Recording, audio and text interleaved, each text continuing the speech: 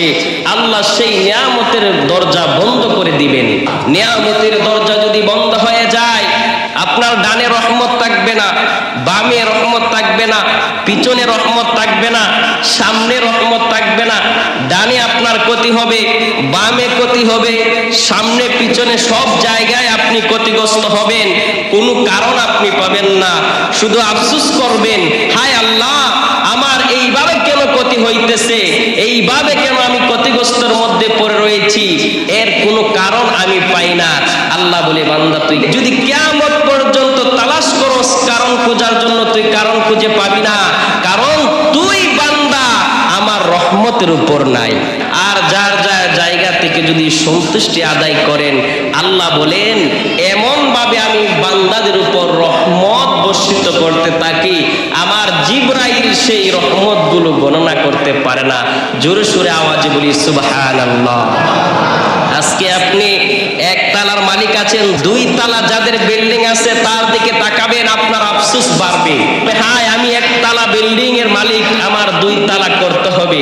কিন্তু আপনি আজকে একতলার মালিক আছেন, আপনার থেকে যারা নিচু আছে, যাদের কোনো বিল্ডিং নাই, তাদের দিকে তাকান, তাদের দিকে যদি তাকান আপনার আফসোস কমে যাবে, আপনার হতাশা কমে যাবে যে আল্লাহ আমাকে কতই না ভালো জায়গায় রেখেছো, কত না উত্তম জায়গায় রেখেছো, কত না ভালো স্থানে রেখেছো। আমি আজকে বিল্ডিং এর মালিক, আমার থেকে নিচু মানুষ রয়েছে সমাজে, আমি তো আল্লাহ তোমার শুকরিয়া আদায় করে কোন পাবো না।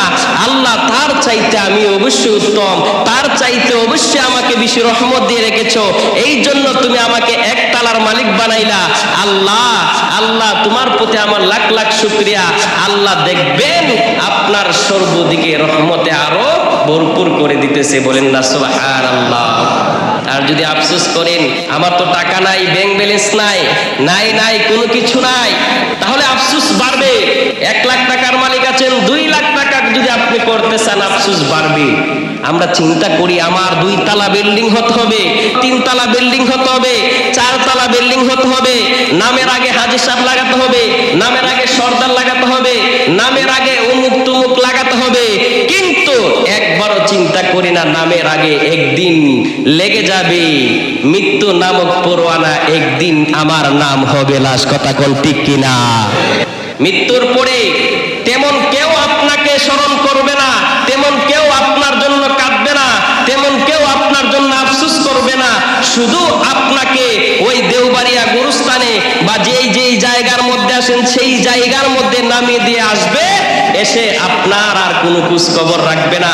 এসে সে ঠিকই কানা খাইবে, সে ঠিকই পোশাক পরিধান করবে, সে ঠিকই তার বিভিন্ন কাজকর্ম করবে, সেটা আপনার সন্তান হোক, সেটা আপনার বোন হোক, ভাই হোক, সেটা আপনার ভাতিজা হোক, বাগনা হোক, যেই সম্পর্কই থাকুক না কেন, কেউ আপনার জন্য এক ওয়াক্ত খাবার ত্যাগ করবে না, পোশাক পরিধান বাদ দিবে না, কর্ম বাদ দিবে না।